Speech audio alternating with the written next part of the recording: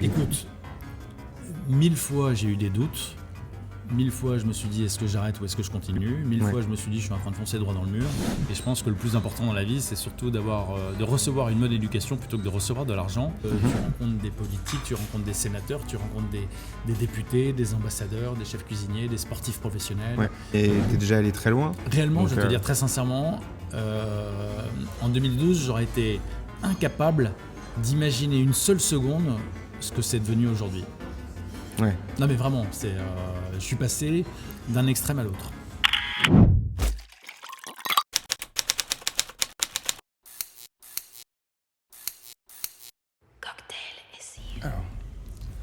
Bonjour Harold Parizeau.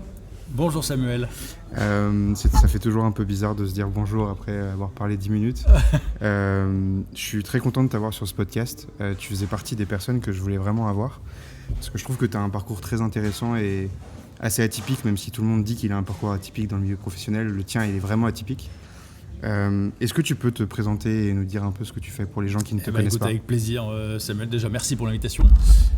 Donc mon nom est Harold Parizeau, je suis président du Chinese Business Club. C'est un réseau d'affaires que j'ai créé en démarrant de zéro en 2012 à Paris. Avant j'étais salarié, et puis un jour j'ai eu entre guillemets le déclic entrepreneurial comme on dit. Et puis j'ai fait une rupture conventionnelle avec mon ancien employeur. Et je me suis mis à mon compte, j'ai fait un peu d'intermédiation entre 2010 et 2012. En 2012, j'étais en contact avec pas mal d'investisseurs chinois qui venaient à Paris. Et donc j'ai eu l'idée de créer le Chinese Business Club. Alors évidemment, à ce moment-là, personne ne croyait à ce projet parce que je ne parlais pas chinois, j'ai jamais vécu en Chine et je ne connaissais pas un seul chinois, mais j'y croyais. Et puis voilà, et désormais, en 2024, c'est le premier réseau d'affaires de France. J'ai à peu près 130 sociétés membres avec un fort taux de fidélité, puisqu'il y a 90% de fidélité de renouvellement des sociétés membres. De recurring, oui. De recurring, exactement. Et puis après, on a une quinzaine d'événements par an à Paris sous forme de mise en relation, de cocktails et de déjeuners d'affaires tous les mois, à chaque fois avec des invités d'honneur très connus. Ok, génial. Donc ça, c'est les résultats. Est-ce qu'on peut revenir un petit peu sur tes débuts ? Oui, bien sûr. Tu viens de quel milieu social ? T'as fait quelle école ? Je sais que t'as fait l'ESSEC, mais je veux dire, t'as fait quelle école avant ça ? T'étais dans un milieu catholique privé ou plutôt public ? Voilà, quel est ton milieu de départ ? Alors, moi, j'ai la chance d'être né dans un milieu plutôt favorisé, comme on dit. Je suis né à Neuilly-sur-Seine, tu vois, donc c'est quand même plutôt privilégié. J'étais dans des écoles privées. Après, effectivement, j'ai fait l'ESSEC Business School à Cergy-Pontoise. Mais globalement, c'est vrai que j'ai toujours eu un environnement familial privilégié. Néanmoins, j'ai eu 0 don, 0 euro, 0 héritage, 0 donation, 0 quoi que ce soit. Que du capital social. En fait, j'ai reçu, je pense, une bonne éducation et réellement, je pense que ça vaut tout l'or du monde. Et je pense que le plus important dans la vie, c'est surtout de recevoir une bonne éducation plutôt que de recevoir de l'argent. Parce que le gros intérêt de démarrer un projet entrepreneurial avec 0 euro, c'est qu'on n'a pas le choix. On a la niaque, comme tu dis, on n'a pas le choix, on a faim. Et puis, on se donne les moyens. J'imagine que celui qui a de l'argent, il aura certainement moins faim, entre guillemets, parce qu'il se dit, au pire des cas, si je me plante, j'aurai toujours les moyens de payer le loyer, le caddie, etc. Tu vois ce que je veux dire ? Je suis complètement d'accord. Donc, moi, j'avais pas trop le choix que de réussir. J'ai bossé comme un chien. Et voilà, pendant 3 ans, réellement, j'ai bossé nuit et jour. Okay. Et pourtant, peu de gens y croyaient, vraiment. Mais c'est ça qui est intéressant aujourd'hui, avec du recul, d'en parler. Et donc du coup, tu sors de l'ESSEC. Est-ce que tu sais ce que tu veux faire ? Est-ce que tu as travaillé dans l'assurance, je crois ? Ouais, alors, je savais déjà ce que je voulais faire. Moi, j'étais à ce moment-là passionné de télécom, etc. Donc, j'ai travaillé 8 ans dans les télécoms, 4 ans chez Deutsche Telekom et 4 ans chez Bouygues Télécom. Ok. Au bout de 8 années de télécom, j'en avais un peu marre, etc. Donc je voulais changer de secteur d'activité. Ensuite, j'ai travaillé chez un courtier en assurance spécialisé sur la clientèle privée haut de gamme. Donc c'était assez intéressant parce que les assurances en soi, c'est pas un sujet très intéressant. C'était une niche des Par assurances. contre, la clientèle était très intéressante parce que c'était beaucoup de dirigeants, beaucoup de patrons, beaucoup de chefs d'entreprise. Hello, je te fais un petit rappel pour te dire qu'il y a 90% des gens qui regardent les vidéos mais qui ne s'abonnent pas. Alors s'il te plaît, n'en fais pas partie, je vais produire du contenu très souvent. Il suffit juste de t'abonner, d'activer la cloche, de mettre un petit commentaire, si tu peux, un petit j'aime, ça fait toujours plaisir. En fait, ça me permet d'avoir un retour sur ce que je fais, tout simplement. Voir s'il y a des gens qui aiment pas, enfin, je sais pas. Interagis, quoi, dis-moi ce que t'en penses. Allez, salut. Et puis un jour, j'ai eu, comme je te disais tout à l'heure, le déclic entrepreneurial. Donc j'ai fait une rupture conventionnelle en 2010 avec mon ancien employeur. Et puis je me suis mis à mon compte. Et voilà, les 2 premières années, j'ai fait un peu d'intermédiation, etc. Et puis en 2012, j'ai eu l'idée de créer ce club. Cette idée, c'est les Chinois qui me l'ont donné, cette idée. Et puis en 2012, donc, j'ai créé le Chinese Business Club en démarrant de rien. La marque était ni déposée, ni protégée à l'INPI. Tous les noms de domaine étaient dispo, etc. Donc je me suis dit, il y a vraiment une opportunité à saisir, comme on dit. Et c'est comme ça que le Chinese Business Club est né en 2012. Donc j'ai fait le lancement en septembre 2012 au Polo de Paris à Bagatelle. On était très peu nombreux parce que tu vois, il y avait à peu près une trentaine de participants, donc c'est petit. 30 participants, dont 3 Chinois. Et donc à la fin du déj, tout le monde me dit Harold, c'est sympa, mais bon, pour un club franco-chinois, il n'y a pas assez de Chinois. Évidemment, tu te doutes bien, Samuel, que j'en avais conscience. Et puis au fur et à mesure, les Chinois ont commencé par venir, des diplomates, des marques chinoises, des patrons chinois, des investisseurs chinois, etc. Voilà, le club ensuite s'est bien développé jusqu'au Covid. Et alors il y a eu 2 avant-après. Le premier, c'est en 2015 quand le ministre de l'économie Emmanuel Macron est venu. Ça, c'était évidemment j'allais t'en parler. Un gros coup de pub pour le club. Il est venu le 15 juin 2015. C'était un gros coup de pub parce que j'ai beaucoup de télé, de médias, de journalistes qui sont venus en disant mais c'est quoi ce club inconnu au bataillon où le ministre de l'économie intervient. Donc ça a été un super coup de projecteur pour le Chinese Business Club. Et le deuxième avant-après, la deuxième date clé, comme on dit, c'est le Covid. En mars 2020, les Chinois ont déserté Paris et la France. Arrêté de venir au club. Ouais. Il y avait moins de touristes chinois, moins d'investisseurs chinois, etc. Donc moi, je ne vais pas m'arrêter de bosser. Donc au lieu de changer la cible, j'ai élargi la cible. C'est pour ça d'ailleurs que je n'ai pas changé la marque Chinese Business Club. Elle existe toujours. Le club ne change pas de nom. Mais j'ai élargi la cible à tout ce qui est start-up, TPE, PME, entrepreneurs, ETI, etc. Il y a plein de petites grands dirigeants également aussi Ouais, moins qu'avant. Beaucoup moins qu'avant. Ouais. Aujourd'hui, je cible surtout les belles PME françaises. Il y en a beaucoup. Le but, c'est de les faire rayonner partout en France et à l'international, au-delà des frontières. Et voilà. Et c'est vrai que, si tu veux, quand tu viens tout au long de l'année aux événements du club, c'est comme ça que tu développes ton business, qu'il y a des synergies possibles avec les autres membres, que tu as du ROI, tu rencontres des politiques, tu rencontres des sénateurs, tu rencontres des députés, des ambassadeurs, des chefs cuisiniers, des sportifs professionnels, beaucoup de chefs d'entreprise dont la plupart d'entre eux sont propriétaires de leur boîte. Tu rencontres des entrepreneurs, beaucoup de journalistes, etc. Donc si tu veux, c'est un réseau qui vaut de l'or. Parce que quand tu viens une fois, c'est beau, ça brille. Quand tu viens régulièrement tous les mois, au bout du 2e, du 3e, du 4e mois, peu importe, ça devient des copains et évidemment qu'il y a des synergies et des opportunités entre les membres. Ils font tous du business entre eux et tant mieux. C'est génial. Pour revenir un peu au début, parce que je voudrais parler un peu de mindset. Je sais que ce terme est un peu galvaudé, mais moi je pense que c'est le truc le plus important finalement. J'avais entendu dans un podcast que tu disais que personne n'y croyait. Ouais. Comment t'évaluais toi c'était quoi ton trade-off de risque? Parce qu'on dit tout le temps quitter le salariat, voilà, ça peut être risqué, faut monter un projet, etc. Mais bon, il y a une chance sur 1000 que ça réussisse. Heureusement qu'il n'y a pas une chance sur 1000, ouais. t'imagines. Non, c'était plutôt un élément de langage, mais en tout cas, il y a une faible probabilité c'est vrai. Une forte probabilité que ça rate, disons-le comme ça. Après, qu'est-ce qu'il y avait dans ta tête à ce moment-là? Tu t'es dit c'est risqué ou tu t'es dit non mais je veux vraiment faire ce que je veux, puis tant pis, et puis au pire je reprends un job et puis ça changera rien à ma vie? Écoute, 1000 fois j'ai eu des doutes, 1000 fois je me suis dit est-ce que j'arrête ou est-ce que je continue, 1000 fois je me suis dit je suis en train de foncer droit dans le mur. Je vais te dire, à ma connaissance, je ne connais pas un seul entrepreneur qui ne doute pas. Et c'est naturel de douter. C'est sain même. Ouais, c'est sain et c'est naturel et moi ça me paraît normal. Oui, autour de moi personne n'y croyait.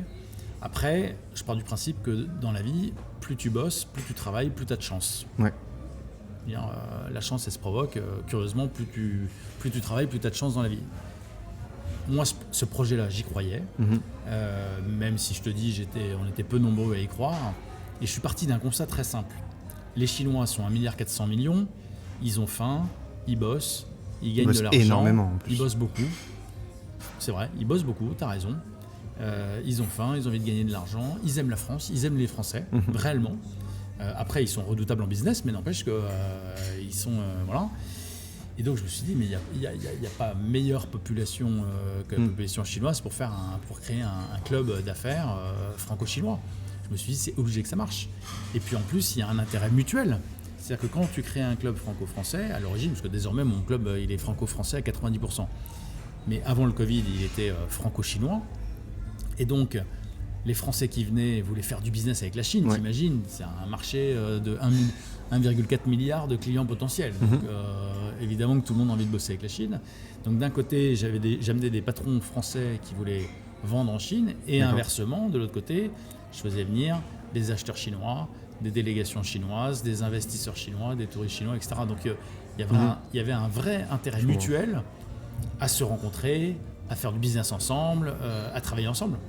C'est ça qui est intéressant. Et j'imagine qu'à l'époque où tu voulais créer ton club de business, il y en avait plein d'autres. Pas dans cette verticale-là, mais qu'il y avait des clubs de business à Paris. Beaucoup. J'imagine depuis À Paris et en province, partout en France, il y avait plein de clubs. Et est-ce qu'au début, j'imagine qu'au début tu t'es dit, ça va être sur la verticale France-Chine. Comment ça s'est opéré le changement d'un club de business finalement franco-français qui est en concurrence avec les autres, et comment tu as fait pour petit à petit le développer assez pour qu'il devienne le club numéro 1 ? Alors, précision importante, dès le premier jour, en 2012, j'ai voulu avoir un positionnement premium, haut de gamme. Okay. Il y a des milliers de clubs partout en France. L'objectif, c'est de sortir du lot, d'être visible, de ne pas être noyé dans la masse et de se différencier des autres. Des clubs, il y en a plein, ils sont tous très bien, mais je pense qu'on a des positionnements différents. Au Chinese Business Club, tu verras au prochain déjeuner quand je t'inviterai, tu as des milliardaires français très connus à tous les déjeuners du club, des business angels, des investisseurs, des patrons, des politiques, des sportifs, etc. Donc, si tu veux, on est vraiment... Moi, mon but, si tu veux, c'est de donner aux membres un accès à des contacts qu'on ne croise pas à tous les coins de rue. C'est ça le but. Tu vois, pour te prendre l'exemple du dernier déjeuner, par exemple, il y avait l'ambassadeur d'Ukraine, l'ambassadeur d'Israël, le patron du GIGN, le patron du RAID, le patron de la BRI, le chef Pierre Hermé, etc. Enfin, tu vois, on est quand même sur des profils un peu waouh. Ouais. Et puis c'est un effet boule de neige. Tu parlais de Macron qui est venu, qui t'a fait un gros coup de pub en te faisant le plaisir de venir, et j'avais écouté la façon dont tu l'avais contacté. En fait, tu l'as contacté comme Monsieur Tout le Monde. T'as envoyé. J'avais pas de contact au ministère de l'économie, donc. Et c'est assez incroyable de voir comment le networking peut faire un effet boule de neige en partant de rien. Tu vois, moi, en créant ce podcast, c'est un peu ce que j'essaie de faire. En fait, le podcast, c'est un petit peu une excuse pour avoir le droit de parler à des gens que j'aurais pas le droit de parler. T'as bien raison. D'habitude. Et ça marche. Et ça marche. La preuve, tu m'as répondu. Tout de suite. Oui, tout de suite. Et c'est fascinant. Je voulais parler d'un sujet. Peut-être que tu vas me donner tort. En tout cas, je vais essayer de reprendre des clichés et on va voir si on peut leur faire la peau. On dit souvent que les Français, ils ont des relations très relationnelles et non pas transactionnelles, comme les Américains, par exemple, qui ont ça dans leur culture. Qu'est-ce que tu dirais ? Est-ce que dans les rendez-vous du Chinese Business Club, dans les événements, c'est très transactionnel en mode speed dating un peu à la canadienne ou à l'américaine, où on fait du business, on prend les contacts très vite, ou c'est vraiment plus... alors le mot copinage n'est pas bon, mais... Ouais, bien sûr.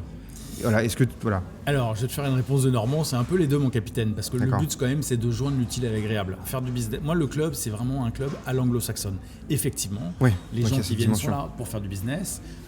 Mon club est, entre guillemets, cher. Tu vois, les droits d'entrée démarrent à 9 500 € hors taxes par an et par société, donc c'est quand même un coût, entre guillemets, non négligeable. Mais le but, c'est évidemment de joindre l'utile à l'agréable. Le but, c'est de passer des moments sympas.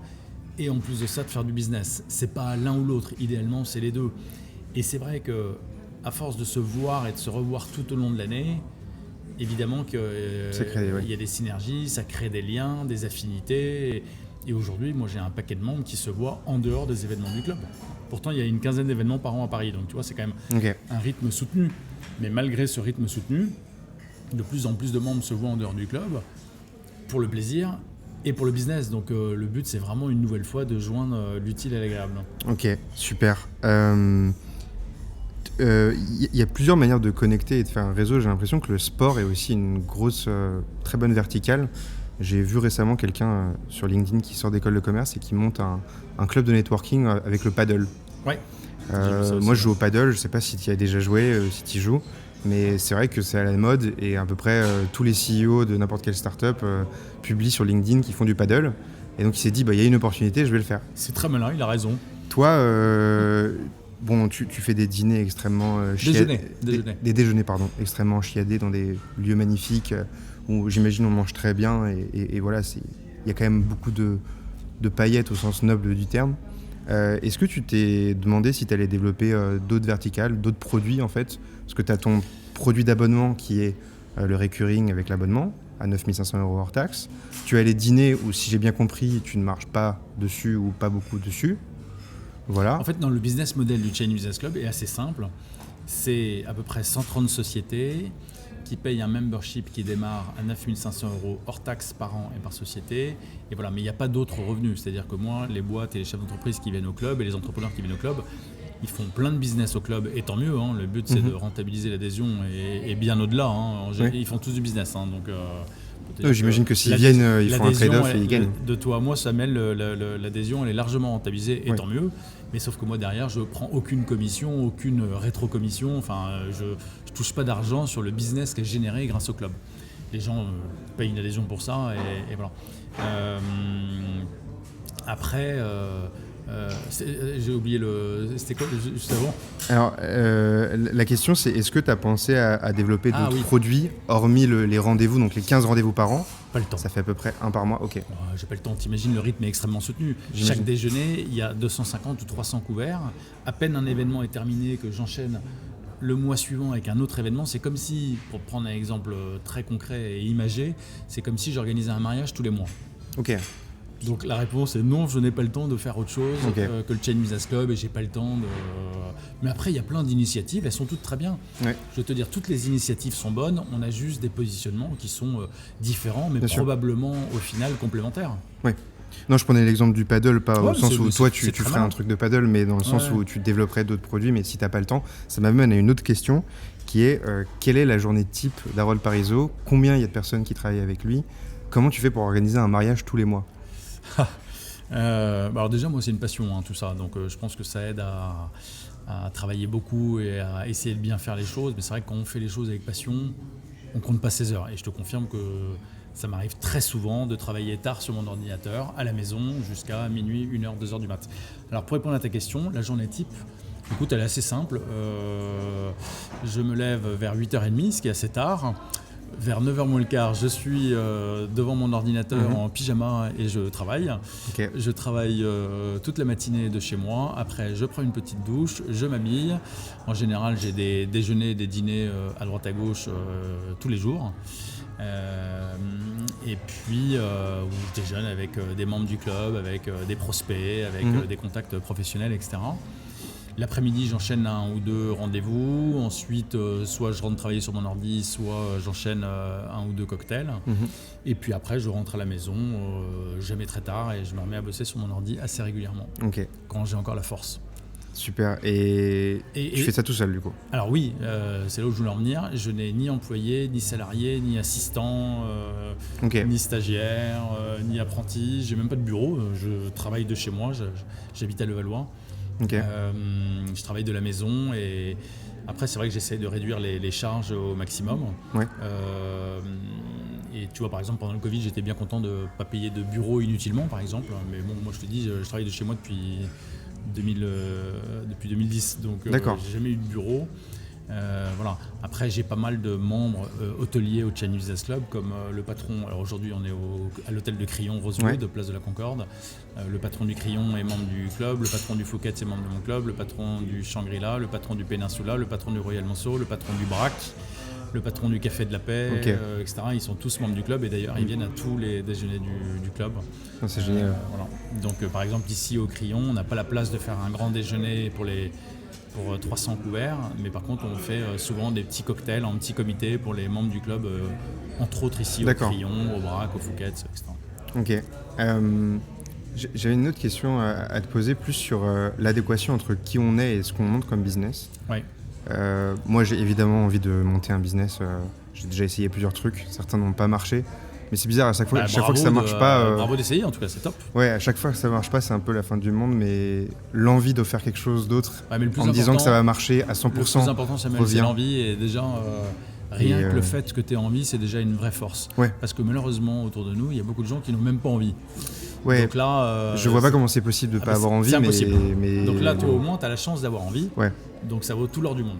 Donc tu vois, je me pose souvent la question. Mon père, il a une boîte dans la restauration. Oui. Extrêmement dure. Il s'en est sorti grâce au Covid. Enfin, pendant le Covid, grâce au fait qu'il faisait de la restauration dans les maisons de retraite. Ouais, donc bien. elles ne peuvent pas fermer. Il est passé pas loin de gros problèmes financiers comme beaucoup de gens dans la restauration. Son métier a été très dur et finalement... J'ai eu 0 aide pendant les 18 mois de Covid, ce qu'ils aidaient uniquement les entreprises de restauration et d'événementiel. Or, ma société, tu sais, avec le code APE, NAF, etc., est considérée comme société de conseil. Donc, c'est absurde. C'est comme ça. Donc, bref, 0 euros, 0 aide, 0... Ok. Vas-y, tu reviens à ton père. En fait, donc j'ai passé mon temps pendant les 2 dernières années à essayer de monter des business, tu vois, avec du recurring, avec peu de charges, tu vois, pas des business forcément physiques. En tout cas, des business avec une forte marge et un modèle économique qui peut scaler et qui est pas dans le labeur physique, on va dire. Et j'avais que cette métrique-là. Et aujourd'hui, je me pose un peu la question de mon ikigai. Je sais pas si tu connais ce terme. Ikigai, c'est un terme japonais qui est en fait le croisement de 4 cercles. D'accord. Ce que tu peux apporter au monde, ce en quoi tu es bon, ce pourquoi tu peux être payé, et le 4e, je viens de l'oublier. Il y en a un 4e, mais déjà si on fait les 3, c'est pas mal. Je viens de l'oublier. C'est déjà bien. Mais Et donc je me dis, toi, est-ce que tu avais l'idée de monter ce business-là parce que tu voyais une opportunité, mais est-ce que c'était par pure opportunité ou aussi il y avait une dimension, je sais qui je suis avenant, je sais être très sociable, et je vais essayer de créer un business qui fit avec ma nature profonde. Je pense que c'est intéressant ta question, j'aime bien. C'est une chance de faire de sa passion son métier. Et moi, c'est mon cas. Réellement, c'est mon cas. C'est-à-dire que je travaille beaucoup, mais entre guillemets, j'ai pas l'impression de travailler parce que j'aime ce que je fais. Tu vois, j'ai souvent l'habitude de dire que je préfère être le lundi matin plutôt que le vendredi soir. Ça, c'est vraiment l'objectif de vie. Hein. Non, mais franchement, et je vais te dire, c'est magique. Alors, je te rassure, mes week-ends sont sympas, mais parce que, tu sais, quand tu dis ça à quelqu'un, il va dire oh là là, il doit se faire chier le week-end. Mais pas du tout. Mes week-ends sont sympas, mais réellement, moi, le lundi matin, j'ai la niaque, je suis content, etc. Et c'est vrai qu'on voit malheureusement tellement de gens, beaucoup de salariés, souvent, être déprimés le lundi, comment ça va, comme un lundi, enfin, tu vois. C'est un cliché, mais c'est absolument vrai. Ouais, je trouve ça. Bon, je me dis que j'ai la chance de faire un métier que j'aime. Ouais. Moi, j'aime rencontrer les gens. J'aime qu'ils me racontent ce qu'ils font, ce qu'ils aiment faire. Et puis, aujourd'hui, grâce au Chinese Business Club, je passe mes journées à faire des mises en relation entre les membres. Ouais. Et résultat, ils sont hyper contents. Ils font du business. Ils sont plus ou moins redevables, peu importe, c'est pas le but, mais tu vois ce que je veux dire. Et donc, ça fait vachement plaisir parce que quelque part, je me sens utile. Je me sens utile parce que les gens sont contents de venir au club, contents de rencontrer d'autres gens intéressants, contents de faire du business. Donc je suis content qu'ils soient contents. Enfin, tu vois, c'est bête ce que je te dis, mais... c'est quand même génial de pouvoir être un intermédiaire où finalement tout le monde n'est là que pour du positif. Ah ouais. Et oui, le but c'est vraiment ce que je te disais tout à l'heure, Samuel, le but c'est de passer des moments sympas avant tout. On passe des moments sympas et en plus de ça, on fait du business. Que demande le peuple. C'est génial. Tu vois ? Et d'accord, donc on a bien compris cette notion. Et alors, quel conseil tu donnerais pour des gens qui sont introvertis, par exemple, qui ont du mal à... J'avais écouté ton podcast où tu disais que tu privilégiais une soirée où tu ne connaissais personne plutôt qu'une soirée où tu connaissais les gens. Ouais, ce qui paraît logique a posteriori, mais je m'étais jamais posé la question. Oui, mais comment tu fais pour icebreaker une situation ? Comment tu fais pour... Tu vois, par exemple, toi et moi, si jamais on va à une soirée où on connaît strictement personne, on sera mal à l'aise quelques minutes parce qu'on va se retrouver seul avec notre verre à la main et à raser les murs. Et puis très rapidement, le but c'est de briser la glace avec une autre personne qui est seule, en lui disant voilà, vous connaissez personne, moi non plus, qui vous êtes, qu'est-ce que vous faites, etc. Et puis la gêne elle dure 10 secondes. Et puis après on discute, et puis après c'est intéressant. Ouais. On découvre ce que fait l'autre, dans quel domaine d'activité il bosse. Et voilà, le but, c'est de casser un peu la glace au début. Et voilà, mais la gêne, elle est très brève. Ok. Et plus généralement, tu dirais qu'il faut quelle qualité pour faire un réseau de qualité? Déjà le constituer, puis après on passera à l'étape, le garder, qui est plus difficile, j'imagine. Ouais, alors je dis souvent que développer un réseau en carnet d'adresse, c'est assez simple. Les coûts. Je te dis n'importe quoi, tu vas à un cocktail ou une conférence où il y a 50 personnes, si tu récupères 50 cartes de visite, c'est très facile, mais après c'est un peu inefficace. Le but c'est qu'il y ait un retour sur investissement, le but c'est que ça soit suivi d'effet. Ouais. Si tu récupères 50 cartes de visite mais que derrière il se passe rien, de te dire, ok, tu as les contacts de tout le monde, mais tu as perdu ton temps parce qu'il faut que ça soit suivi d'effet. Donc, comment tu fais pour créer un lien avec cette personne? Tu vois, moi, le fait de créer un podcast, mon lien, c'est le fait de rester 1 heure, c'est très malin. 2 heures avec quelqu'un. Je trouve qu'il n'y a pas mieux. Tu as tout compris au networking. Créer aujourd'hui son podcast, et vous êtes plusieurs à le faire, c'est une super initiative, mais c'est très malin parce que ça vous permet de vous retrouver en tête-à-tête avec qui vous voulez, quand vous voulez. Franchement, c'est génial. On n'en est pas là encore. Non, mais c'est intéressant. Et puis en plus, tu apprends plein de trucs. Ouais, non, c'est sûr. C'est hyper formateur. Enfin, tu vois ce que je veux dire. Moi, j'ai toujours été attiré par des gens qui réussissent, par des gens qui ont faim, par des gens qui gagnent. Plutôt que celui qui se plaint et tu vois, moi je suis admiratif de gens qui réussissent, tu vois, mais moi aussi complètement, j'ai juste envie de leur poser des questions pendant des heures évidemment, et le podcast c'est une excuse quoi. Mais... tu vois, par exemple, on a la chance d'avoir en France monsieur Bernard Arnault. Tu vois, il y a beaucoup de gens qui le critiquent, mais moi je pense que c'est une chance formidable pour nous Français d'avoir ce grand chef d'entreprise français. Pour moi, c'est la plus belle success story. Moi, je rêve de l'avoir en invité d'honneur du Chinese Business Club, par exemple. Et il n'est pas encore venu ? Je pense pas qu'il vienne objectivement, mais bon, après, on peut toujours rêver. C'est beau de rêver. Ouais. Moi, j'adore rêver.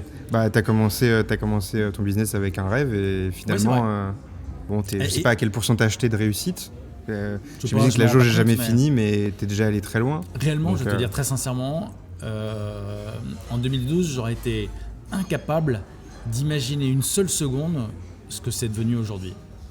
Ouais. Non mais vraiment, je suis passé d'un extrême à l'autre. Je comprends, c'est génial. Mais après, le but, tu vois, c'est surtout pas de se reposer sur ses lauriers. Il faut continuer d'avancer, d'innover en permanence. Moi, je veux surtout pas que mes membres se lassent. Ouais. Donc, je change de lieu en permanence. Tu vois, je me balade entre le Four Seasons Georges V, entre le Westin Place Vendôme, entre l'hôtel du collectionneur rue de Courcelles, l'Intercontinental Opéra, salle absolument incroyable et magnifique. Et puis je veux qu'à chaque événement, à chaque déjeuner, à chaque on se dise waouh. Exactement, que les participants, les invités, les membres aient l'effet waouh d'une façon ou d'une autre. Mais c'est hyper important. Tu vois, il faut que ça vive quoi. Tu viennes et qu'en gros, je suis venu, super. Tu vois, c'était un énième rendez-vous d'affaires où j'ai mis mon billet de 100 balles. Et tu te sens bien et tu dis waouh, c'était canon. Ok. On pourra le dire ça. Dis qu'on enregistre un jour férié, mais les gens se rendent pas compte. Mais aujourd'hui, tu sais, il n'y a que toi et moi qui bossons. Hein. Et encore, j'avais un autre rendez-vous avant, comme tu as pu le constater. Mais pour moi, c'est pas du travail. Enfin, je suis juste trop content de venir. Mais... Ouais, mais moi aussi, je suis très content. Mais tu vois ce que je veux dire, c'est que mine de rien, ça reste du travail quand même. Oui, bien sûr. Mine de rien, on bosse un jour férié, alors que 99% des gens aujourd'hui ne bossent pas. Ouais. Ça tourne en fait ou... Ouais, ça tourne. Ah, pardon. Ça tourne. Tu vois, voilà. Et belle tirade. Ok. J'ai une question à te poser. J'avais vraiment envie de monter une start-up à un moment et j'ai réfléchi à pas mal de concepts. J'ai fait un stage dans l'immobilier, j'ai réfléchi à comment on pouvait simplifier le travail des investisseurs immobiliers en ayant des données extrêmement précises avec un algo très rationnel, on va dire, qui prend les données démographiques et qui les croise avec tout ce qui peut scraper sur Internet. Très malin. Et de faire un truc comme ça. En fait, ça venait d'un manager qui me demandait de faire des trucs à la main où en 2 secondes, je pouvais scraper 600 appartements et je me suis dit, mais c'est bizarre, pourquoi il me demande de le faire à la main pour gagner de l'expérience, alors qu'en ayant des datas avec toutes les villes en temps réel, je pourrais quand même mieux comprendre le marché. Très malin. Et donc je me dis, pour ce type de marché qui est le réseautage, l'excuse que je me suis donnée, c'est qu'en France, on n'avait pas forcément une culture de réseautage et que donc ce serait plus un truc qui serait apprécié par les ricains. Anglo-saxons. Ouais, alors, les anglo-saxons en général, pardon. Quelle app on pourrait développer pour toi de faciliter ton travail ? Parce que Aujourd'hui, j'imagine que tu m'as dit c'est très dur d'entretenir un réseau, il faut le faire, etc. J'imagine que tu as mis en place quand même des process, pas forcément, on va dire, écrits, mais qui sont dans ta tête pour relancer les gens, etc. Ne pas oublier certaines personnes, avoir toujours le bon petit mot qui va bien. J'imagine que tu es constamment sur LinkedIn pour regarder ce que font les gens, etc. Quel outil aujourd'hui te permettrait opérationnellement d'être beaucoup plus efficace sans enlever le côté humain ? Alors, une application, un logiciel, pourquoi pas une application. Après, si tu veux, le truc, c'est qu'il faut voir le coût pour la rentabilité générée, parce que moi, aujourd'hui, j'ai très peu de membres, je n'ai que 130 sociétés membres. Oui, mais tu fais quand même plus d'1 million de chiffre d'affaires et une app SaaS B2B avec un abonnement à 50 € par mois pourrait... Oui, mais ils vont pas. Oui, ouais, effectivement. Non, juste vu pour comme toi. Ça, oui, d'accord. Oui, effectivement, vu comme ça, c'est intéressant. Mais pourquoi pas c'est une bonne idée. Pourquoi tu me le proposes ? Non, alors c'était juste que je me disais... moi, j'ai essayé de mapper mon réseau à un moment. Oui. Parce que le réseau, c'est très difficile à... En fait, pour l'entretenir, il faut déjà le mapper. Oui. Et les connexions que tu as, tu vas savoir qui fait quoi. Par exemple, j'ai reçu un entrepreneur, je sais quelle boîte il a fait, je sais le nom de son associé, mais potentiellement, il a rencontré d'autres gens et il m'en a parlé une fois et je l'ai oublié. Mm-hmm. Et donc, dans mon arbre de réseau, je ne peux pas l'objectiver et le rationaliser en montrant par exemple des liens entre les gens qui seraient warm et d'autres qui seraient cold, tu vois. Et donc, avoir une visualisation de mon réseau. Oui, l'idée est bonne. Essayer de... C'est une bonne idée. Je note, je vois garde. Je me dis c'est difficile d'avoir une vue globale de son réseau et on peut oublier des trucs. Oui, c'est vrai. On me l'avait déjà proposé, etc. Pourquoi pas ? Écoute, à creuser. Ok. Est-ce que tu as pensé à faire des trucs en région des événements dans des châteaux, des choses comme ça ? Alors, château, peu importe le type de propriété, mais en fait, on m'a proposé plusieurs fois de faire des trucs en province, même à Monaco, etc. Mm-hmm. Et le problème, c'est que c'est même pas une question de budget, c'est une question de liste de participants, d'invités, etc. Plusieurs fois, à un moment, il était question, parce que tu sais, j'ai reçu le prince Albert de Monaco au Chinese Business Club en 2016, et dans la foulée, il était question d'organiser un déjeuner de gala, un déjeuner d'affaires ou un dîner de gala sur la principauté de Monaco. Et puis quand j'en ai parlé à quelques membres, tous ont été assez clairs en me disant « Mais Harold, on ne va pas aller à Monaco uniquement pour un déjeuner d'affaires ou un dîner de gala ». Et résultat, au bout de la 10e réponse négative, je me suis dit que j'allais peut-être pas le faire. Et puis moi, faire un événement en province, si tu veux, le problème c'est que tous les gens qui viennent dans mon club habitent en Île-de-France, donc ils ne se déplaceront pas en province. Et alors après, il pourrait y avoir les personnalités sur place en province, mais c'est plus difficile. Ouais. À ma connaissance, il n'y a pas beaucoup de sénateurs, de députés, d'ambassadeurs, les journalistes, les grandes fortunes. Donc il faudrait les faire déplacer. La plupart sont quand même, je ne veux pas faire de parisianisme, etc., mais n'empêche que la plupart d'entre eux, tu vois, les ambassadeurs et tout, ils sont tous géographiquement basés à Paris. Donc les faire déplacer en province, toi, j'ai envie de te dire, là tout de suite, c'est le rôle d'une agence de voyage. Ouais. Moi, gérer les transports, les transferts, les hôtels, etc., c'est pas mon métier. Ouais, je comprends. Moi, mon métier, c'est de faire de la mise en relation à haut niveau, tous les mois, à Paris, etc.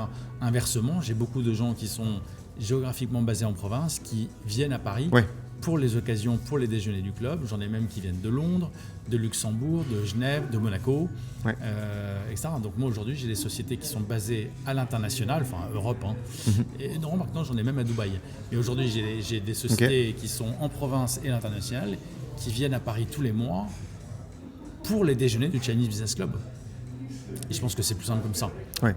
Et après, eux optimisent leur business trip et leur déplacement à Paris en prenant d'autres rendez-vous le matin, l'après-midi, la veille, le lendemain, le déjeuner du club, tu vois. Mais je pense que c'est plus simple comme ça.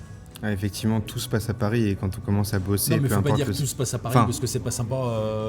J'avais vu une carte avec la création de valeur et de richesse et des sortes de PIB par city, on va dire. Et en fait, tu as l'Italie où ça fait ça, et que c'est à peu près égal. Ouais. Mais il y a quand même la capitale qui est à Paris. En France, il n'y a qu'un gros trait, c'est Paris.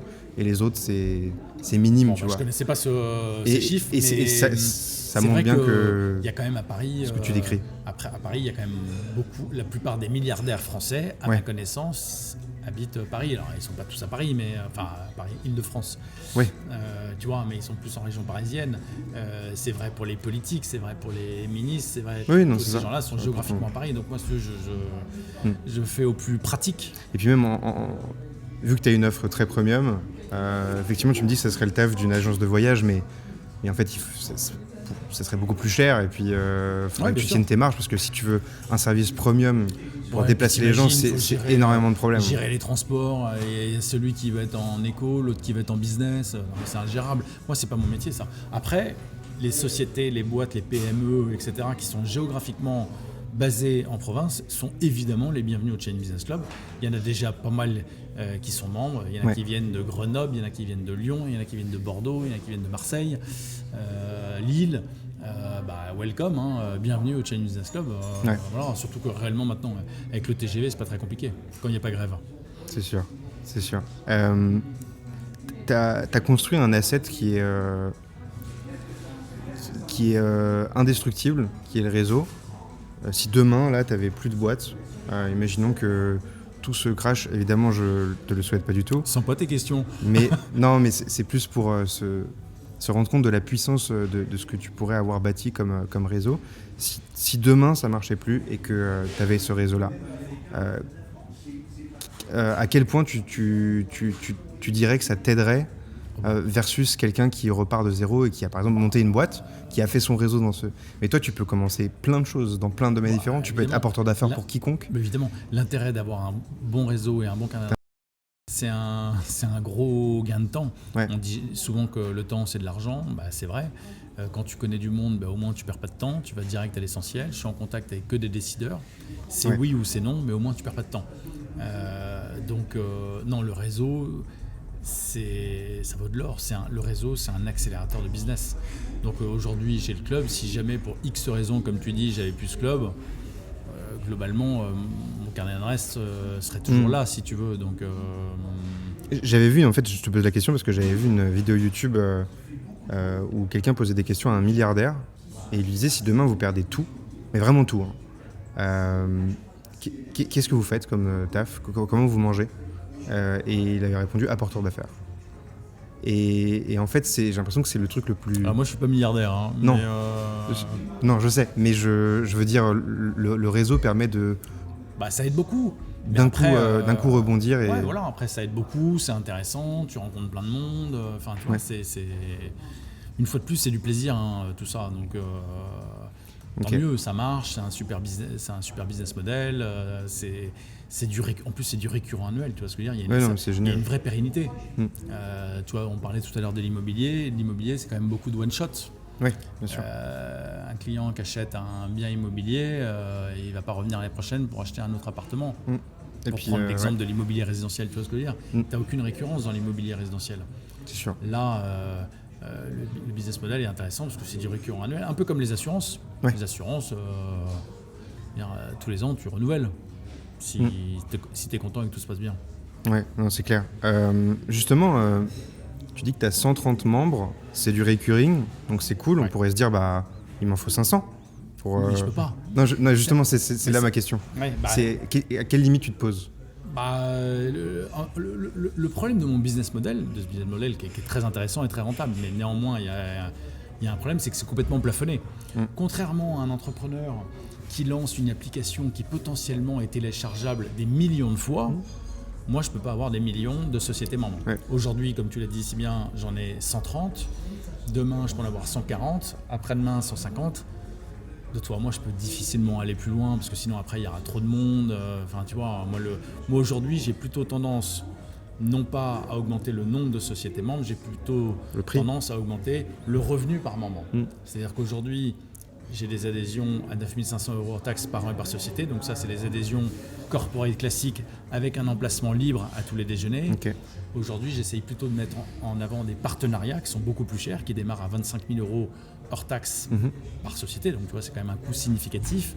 N'empêche qu'à ce prix-là, tu te retrouves à la table d'honneur à tous les déjeuners. Tu peux choisir tes voisins de droite, de gauche, d'en face. Tu peux dire, voilà, moi au prochain déjeuner, j'aimerais avoir à ma droite l'ambassadrice des Émirats Arabes Unis, à ma gauche Monsieur Bouygues ou Monsieur Dassault ou Monsieur Seguela, et en face de moi Monsieur Raffarin ou Douste Blasi, ou Michel Alliot-Marie, ou le patron de Shiseido, ou le patron de Clarins, etc.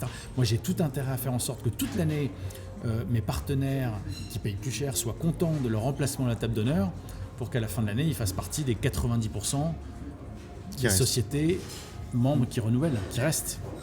Tu vois ? Ok. Donc ton scale, il se centre sur l'effet de rareté et de privilège. Bah en fait. oui, parce que la rareté... Et tu es dans un milieu où j'imagine que ça fonctionne club, extrêmement bien. C'est ça qui plus quelque chose est rare, plus ça vaut cher. Plus il y a de demandes pour entrer au club, moins il y a de place, plus ça tire le club vers le haut en termes de positionnement. Bien sûr. Tu vois ce que je veux dire ? Donc moi, j'ai pas intérêt du tout à prendre tout le monde. De toute façon, comme je te disais, on est plafonné. Ouais. Voilà. Aujourd'hui, les adhésions, elles se font franchement au compte-gouttes. Ouais. Et puis c'est des milieux où on a coutume de dire, moi j'y suis extérieur, et c'est vrai que le pattern qu'on retrouve souvent, c'est que on se dit, mais parfois il y a des gens qui payent des sommes énormes pour des choses que nous on juge secondaires, voire et que dans ce milieu, en fait, cet effet de rareté, de privilège, ou d'accessibilité ou d'inaccessibilité, c'est ça qui fait que les prix flambent. Samuel, au-delà du privilège, ouais. Au-delà de la demande qui crée l'offre, c'est que tu me dis c'est cher, etc. J'ai envie de te dire c'est pas cher. Tu sais, en fait, je parlais pas de ton produit, je parlais par exemple, je parlais d'un sac à main ou une expérience sur un yacht, peu importe. Mais non, 9 500 euros, c'est pas cher. J'ai envie de te dire, mon club, très sincèrement, il est pas cher. Pourquoi il est pas cher ? Parce que le chef d'entreprise qui vient, l'entrepreneur qui vient, le dirigeant qui vient, il va effectivement payer, c'est sa boîte qui paye, 10 000 euros par an. N'empêche que derrière, s'il génère 50 000, 100 000, 500 000 euros de chiffre d'affaires grâce au Chinese Business Club, j'ai envie de te dire, c'est pas cher du tout. C'est cher si jamais tu fais 0 retour sur investissement. Là, c'est cher. Mais la preuve, c'est que comme ils renouvellent tous les ans, c'est qu'ils font... Ils viennent pas que pour le plaisir. Évidemment. Moi, il n'y en a aucun qui renouvelle pour me faire plaisir. Ils renouvellent parce qu'ils y passent du bon temps et ils font du business. Surtout ça. C'est le ROI qui intéresse aujourd'hui le chef d'entreprise. Est-ce que tu as... Et c'est normal et c'est légitime. Bien sûr. Est-ce que tu as des exemples, alors pas forcément très précis, j'imagine que tu peux pas tout citer, je sais pas, mais de business dans différentes industries qui ont pu être possibles, des croisements? Oui, il y en a plein. Ceux qui t'ont marqué, par exemple, des gros trucs. Alors, je ne vais pas rentrer dans les cas concrets précis, non, bien sûr. Mais par contre, des business angels qui ont pris des très gros tickets à plusieurs millions d'euros dans des boîtes, grâce au Chinese Business Club, on dépasse la dizaine. Ok. Voilà. Ce sont des exemples très concrets. Ok, super. J'ai la chance d'avoir à chaque déjeuner du Chinese Business Club toute l'année plusieurs milliardaires français très connus, des business angels, des grandes fortunes, des investisseurs, beaucoup de chefs d'entreprise qui sont propriétaires de leur boîte. Donc tu vois, on est quand même sur un positionnement dit high net worth, tu vois, pour reprendre le terme des banques privées et des family office. On va finir avec une question un peu plus vie perso. Est-ce que tu fais du sport ? Je suis pas du tout sportif. Ah bon ? J'ai jamais fait de sport de ma vie. Est-ce que tu as un hobby, de la musique que tu fais à côté ? J'adore la musique. Alors je fais pas de musique. Moi, mon hobby, ce sont les restaurants. Donc j'adore la bouffe. Ouais, t'es bien à Paris. Je fais un peu gaffe pour éviter de plus ressembler à rien. Mais c'est vrai que j'adore la gastronomie. J'adore les restaurants. Je suis tous les jours au restaurant. J'ai cette chance. Ah oui, tous les jours. Tous les jours, ouais. J'ai cette chance. Je ne fais pas de sport parce que je suis pas du tout sportif. Ok. Je dois jouer au tennis, une fois tous les 3 mois. Okay. J'aime bien la marche, mais bon, est-ce que c'est vraiment du sport ? Je ne sais pas. Ça en est, ouais. Et voilà, non, moi j'essaye de profiter au maximum de ma famille, de mes amis et mon boulot. Et donc, je posais cette question parce que c'est souvent un bon vecteur pour éviter le stress et la pression. J'imagine que tu as du stress comme tout le monde et de la pression. J'ai l'impression que tu la gères plutôt bien. Réellement, j'ai la chance de pas être stressé. Okay. Franchement, j'ai aucune pression et je suis pas stressé. Je suis assez zen, assez détendu. Chaque événement se passe très bien. Tous les événements sont prêts plusieurs jours à l'avance. Okay. Après, il y a toujours des petits trucs de dernière minute, voilà, mais globalement, non, franchement, je suis pas stressé du tout. T'as jamais eu de gros imprévus qui te... Si, il y a toujours des petits des gros imprévus, non, des petits imprévus, il y en a toujours, mais okay. Je suis assez détendu. Moi, il y a une phrase que j'aime bien, alors je ne sais pas de qui elle est, mais je vais te la sortir quand même.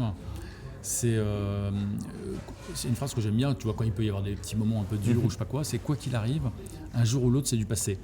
Et j'aime beaucoup cette phrase parce que je trouve qu'elle permet de relativiser beaucoup de choses. Et voilà, j'aime bien. Par contre, je ne sais pas qui en est l'auteur. Donc, bon, c'est pas grave, c'est le contenu qui compte. Mais la phrase est sympa, je trouve. Ok. Mais franchement, j'ai la chance de ne pas être stressé du tout. Et voilà, tant mieux. Hein. Et tu te vois faire ça toute ta vie. Oui. C'est un job que tu peux continuer vu qu'il n'y a pas de notion de retraite avec toi. Moi, j'ai pas envie d'être à la retraite. Moi, j'espère pouvoir continuer à travailler le plus tard possible, si ma santé me le permet évidemment. Mais moi, si je pouvais travailler jusqu'à ma mort, il n'y a aucun problème, vraiment. Hein. Moi, la retraite, ça m'intéresse pas du tout. Au secours, hein. Ça ne m'intéresse pas du tout, vraiment. Hein. Bah, c'est extrêmement inspirant. Enfin, je pense que on rêverait tous de pouvoir dire ça. Tu m'as dit que je pouvais pas te demander ton âge, mais disons qu'à ton âge. J'ai 25 ans, pourquoi? Oui, non, mais moi j'en ai 8. Tu fais plus. Oui, je fais un peu plus, on me le dit souvent. Ouais. Non, mais en fait, c'est super inspirant de voir quelqu'un qui est aussi passionné. Enfin, là, sur ce podcast, j'ai reçu des gens qui sont vraiment passionnés. Certains ont des philosophies complètement différentes. Ils ont des objectifs complètement différents. Toi, tu as un business qui est extrêmement lifestyle et profitable aussi. Tu joins vraiment l'utile à l'agréable. Je suis d'accord. Et c'est vraiment un job de rêve. Et voilà, c'est super inspirant de voir des gens qui en ont marre du dimanche soir et qui veulent le lundi matin et qui veulent travailler jusqu'à leur mort. Bon, tu sais, d'ailleurs, tu parlais dimanche soir, mais je vais te dire, moi, quasiment tous les dimanches soirs, je bosse sur mon ordi entre 19h et 1h, 2h max. Ok. Non, vraiment. Hein. Et comme ça, le lundi matin, j'arrive, je suis prêt, j'attaque, je suis en forme. Je suis motivé. Génial. Bah, merci beaucoup, Harold Parizeau, d'avoir répondu à mes modestes questions. Merci, Samuel. C'était super cool. Merci pour ta bonne humeur. Merci pour le lieu. Parce que, merci à l'hôtel de Crillon, Rosewood. Petit hôtel. Modeste. Non, c'est un palace. Hein. 5 étoiles passage. Nous sommes place de la Concorde. Oui, j'étais déjà allé au Georges V, comme je t'avais dit, pour aller manger. Et c'est vrai que c'est tout aussi beau. C'est tout aussi beau. C'est vraiment magnifique, c'est un super cadre. Merci beaucoup. Si vous avez aimé cette vidéo, j'imagine que vous l'avez aimée parce qu'elle était quand même géniale. Vous pouvez mettre un like, vous pouvez vous abonner à ma chaîne, Cocktail SEO. Je vais sortir pas mal de podcasts avec pas mal d'entrepreneurs bientôt. Et puis je remercie Harold Parizeau. Vous pouvez aller regarder son site internet qui sera en description. Et pour ceux qui sont intéressés, ils peuvent me connecter via LinkedIn. Oui, bien sûr.